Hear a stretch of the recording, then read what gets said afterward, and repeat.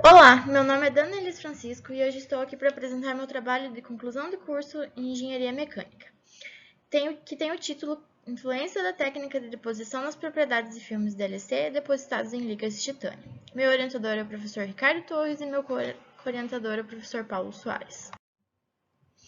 O titânio e suas ligas têm sido amplamente utilizadas como biomaterial devido à sua alta biocompatibilidade que se dá através de uma camada de óxido que lhe confere alta resistência mecânica e à corrosão. A liga Tival titânio-alumínio vanádio é predominantemente utilizada em implantes que estão sujeitos a grandes esforços, como os usados na articulação de quadril e joelho, devido à sua alta resistência mecânica. Entretanto, a liga de titânio possui resistência à corrosão menor que o titânio comercialmente puro, podendo levar ao desgaste mais rapidamente e ocorrer a falha do implante. Ao ocorrer falhas no implante, pode ocorrer a liberação de íons metálicos aos tecidos circundantes e tecidos distantes do corpo humano. Uma das soluções propostas é o recobrimento dessas superfícies com revestimentos finos, duros e biocompatíveis. Esses revestimentos trazem propriedades mecânicas otimizadas com baixo coeficiente de atrito e alta resistência à corrosão. Um dos revestimentos que pode ajudar a bloquear a liberação de íons metálicos pela liga de titânio está o DLC, carbono tipo diamante, um filme fino composto de carbono com estrutura amorfa. Essa estrutura amorfa é quimicamente inerte, composta por ligações hibridizadas sp2 e sp3. Tem uma alta dureza de 10 a 30 GPa, tem baixo coeficiente de atrito e tem biocompatibilidade comprovada. Aos revestimentos à base de carbono são atribuídos uma grande variedade de estruturas que podem ser classificados como carbono amorfo hidrogenado, carbono tetragonal e carbono tetragonal hidrogenado. Dentre os diferentes tipos de DLC, o aplicado nesse trabalho é o DLC hidrogenado, que possui tanto ligações sp3 como ligações sp2. Dentre os arranjos de estruturas, o carbono pode se organizar como diamante, grafite, nanotubos, fibras, fullerenos e carbono-vidro. As estruturas que terão maior destaque nesse trabalho são o diamante e o grafite. O diamante é formado por 100% ligações sp3 e possui altas energias de ligação covalente, uma das razões das suas altas durezas e boa resistência ao desgaste. Seu arranjo estrutural possui uma estrutura tridimensional e cada átomo de carbono está ligado quimicamente a outros 4 átomos de carbono. O grafite, que é formado por 100% de ligações sp2, possui uma estrutura lamelar e é muito utilizado como lubrificante sólido. Esse tipo de estrutura do carbono possui baixas energias de ligação. Uma das desvantagens dos revestimentos à base de carbono é a elevada tensão residual do filme, que pode causar problemas de adesão entre filme e substrato. Por isso, é comum utilizar camadas de adesão no sistema, sendo as mais comuns titânio, nitrogênio e silício. Caso a adesão seja insatisfatória, o revestimento poderá delaminar e atuar como um terceiro corpo, prejudicando a interface de deslizamento e acelerando o processo tribocorrosivo. Diferentes técnicas de deposição do DLC têm sido estudadas, e dentre essas podem incluir as técnicas de deposição por imersão em plasma, P2D.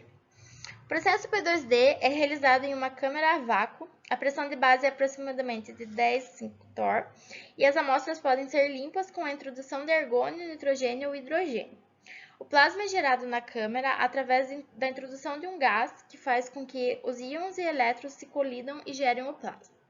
As amostras posicionadas na câmara são completamente envoltas pelo plasma e uma alta tensão negativa é aplicada aos componentes. Assim, os íons positivos são removidos para fora do plasma. Uma das vantagens dessa deposição é a inserção de qualquer tipo de gás na mesma câmara de deposição, pois não há contaminação. Assim, apenas uma câmara pode utilizar argônio para limpeza ou nitrogênio para implantação do íon. E também temos a técnica de evaporação catódica intensificada por plasma, TENS.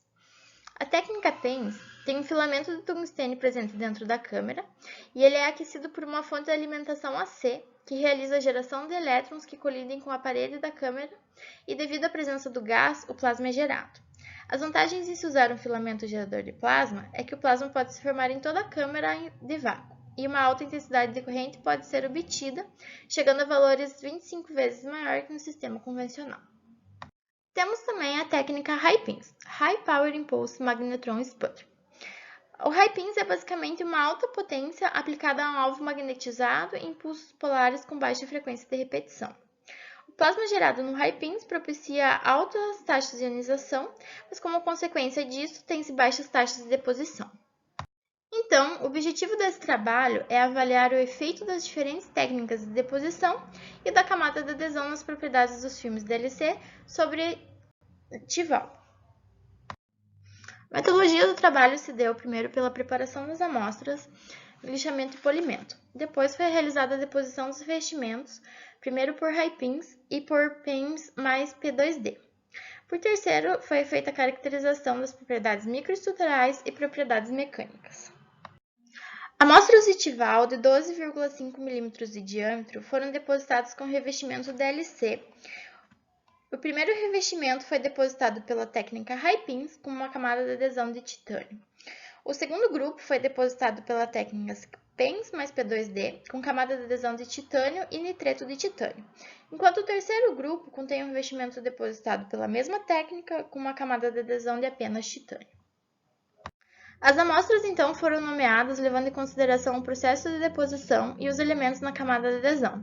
Então temos o grupo Tival para o grupo controle, o grupo VR87, VR88 e VR89. Para avaliar as propriedades microestruturais foi utilizada a microscopia eletrônica de varredura, MEV, para observar a morfologia e a seção transversal. E também para avaliar as propriedades microestruturais foi utilizada a espectroscopia Raman, para observar a estrutura química dos revestimentos e as ligações SP2 e SP3.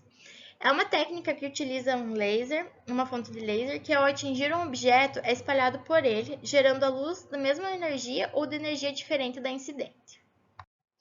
Para avaliar as propriedades mecânicas, foi utilizado o teste de nanoindentação, com um indentador Berkovich e uma força máxima aplicada de 500 mm. Então foram calculados os valores de dureza e módulo de elasticidade. E o teste de risco foi feito para avaliar a adesão dos revestimentos. A carga aplicada foi de 0 a 1.500 mN e o comprimento total de risco foi de 250 micrômetros. E vamos então ao resultado. A morfologia foi avaliada pela espessura do revestimento através da seção transversal. Para o grupo VR87, a espessura foi de 3,32 micrômetros. Para o grupo VR88 foi de 4,39 micrômetros e para o grupo VR89 foi de 4,99 micrômetros. Os dois grupos 88 e 89 têm espessuras similares. Os espectros Raman revelam a resposta típica dos revestimentos do carbono amorfo hidrogenado, das bandas D e G, que foram ajustadas por duas curvas gaussianas, centradas em torno de 1340 e 1540, respectivamente. A posição de centralização dos picos está em boa concordância com outras análises da espectroscopia Raman dos revestimentos. O índice D e G é utilizado para avaliar o grau de desordem dos revestimentos DLC. Por exemplo, o pico D é a resposta do modo de vibração dos átomos de carbono desordenados das ligações sp3, na estrutura dos anéis aromáticos, enquanto o pico G é o resultado do modo de alongamento de ligações sp2 de átomos de carbono desordenados. A relação ID e G indica que quanto menor a proporção, maior a quantidade de ligações sp3, portanto, mais próximo à estrutura de diamante e, consequentemente, mais duro. O grupo com maior razão ID e G foi o grupo VR87, pela técnica de deposição high-pins, o que indicaria menor ligações sp3 em seu revestimento, maior caráter de grafite. Para a técnica de deposição PENS mais P2D, grupos VR88 e VR89, os valores foram relativamente próximos, 0,88 e 0,89, respectivamente. Então, as análises sugerem estruturas iguais e caráter de diamante no revestimento. O gráfico à esquerda apresenta a dureza em função da profundidade de indentação dos revestimentos DLC, obtidos pelo teste de nanoindentação. No grupo VR87, a dureza primeiro aumentou, atingindo um valor médio de 12,5 GPa a 0,5 micrômetros de profundidade, e depois diminuiu. Para os grupos VR88 e VR89, o comportamento é o mesmo do grupo VR87, entretanto, o valor de dureza é superior, sendo de 25 GPa e 24 GPa, respectivamente. Os valores de dureza obtidos são próximos ao encontrados em deposições de DLC pelas técnicas realizadas, e também são indicativos das ligações SP2 e SP3, contidas no revestimento. Normalmente, em filmes de carbono, a maior dureza está relacionada ao maior número de ligações sp3. À direita, o gráfico apresenta o módulo de elasticidade em função da profundidade de natação. Os valores do módulo de elasticidade para os grupos VR88 e VR89 são aproximadamente iguais, enquanto o grupo VR87 possui um módulo de elasticidade igual ao grupo controle. Os valores diminuem gradualmente de acordo com a profundidade de natação. Sendo assim, o nanonatador atinge as camadas intermediárias, ou seja, as camadas de adesão, e assumem o valor do módulo elástico do elemento que produz a camada de adesão.